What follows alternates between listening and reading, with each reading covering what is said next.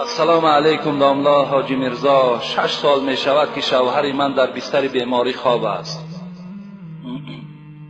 یک چند مراتبه موی سرش را خودم گرفتم، لیکن آدمان میگن که اگر زن موی سر شوهر را گیرد نکاحش بریده می شود.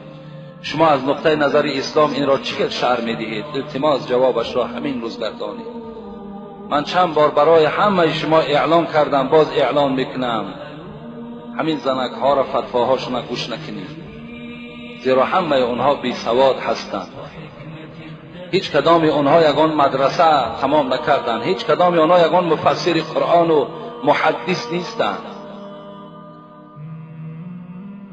از این خاطر این زنی که موی سر شوهر می تراشد در حالتی که شوهر احتیاج به همین زن دارد، به خدا قسم در هر یک تار موی او تو 10 حسنات میگیری، در هر یک تار موی او.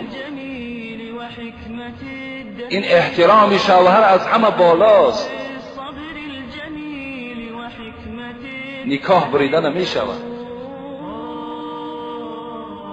پیغمبر خدا میگویند اذا غسلت المرأة ثياب زوجها كتب الله لها 1000 حسنه و غفر لها 1000 خطیئه.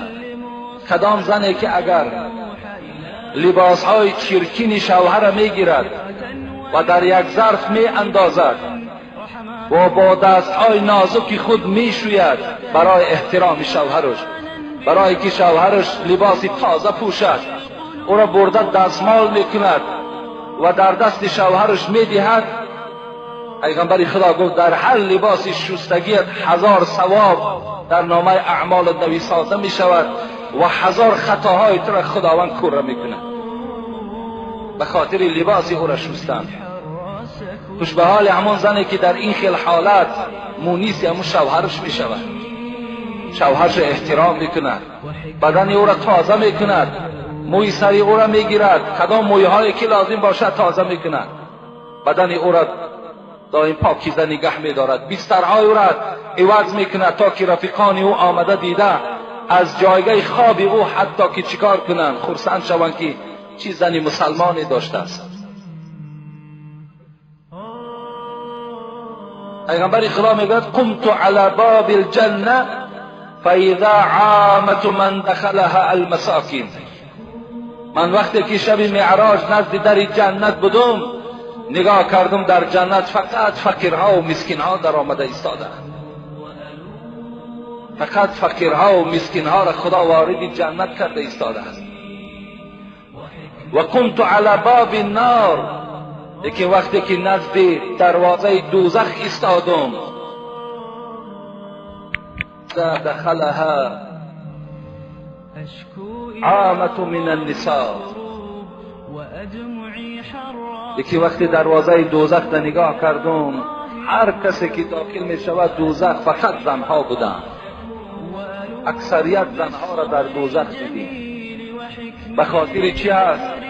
پیغمبر خدا وقتی روز عید این سخن گفت، زنها گفتن به خاطر چی ای پیغمبر اینقدر زنها وارد دوزخ شدند؟ گفت زیرا شما درشت زبان هستید، زیرا شما به سوی شوهرها زبان درازی میکنین، زیرا شما فرزندهاتان لعنت میگوین، از این خاطر شما وارد دوزخ میشین. فرزندی که برای مادرش تیار از جان شده است، برای مادرش همه دوها را میکند، لیکن همین مادر با چیکار میکند؟ او را هلاک شوی میگوید، لعنتیش میگوید، چی دشنامهای قبیح باور که به فرزندها میدهند. این گونه زنها را پیغمبر خدا گفت اکثریت من در دوزخ دیدم. خوش به حال همون زنی که این گونه معامله ها را نسبت شوهرشان میکنند. خوش به حالتان، باور کنین ان شاء الله شما جنت را خریدید. رضا الزوج هو رضا الله. در بعض حدیث ها آمده است رضاگی شوهر حتی رضاگی پروردگارم هست. چه رضاگی پدر و مادرم رضاگی خدا میگویند، برای زنها رضاگی شوهرم رضاگی خدا میگویند.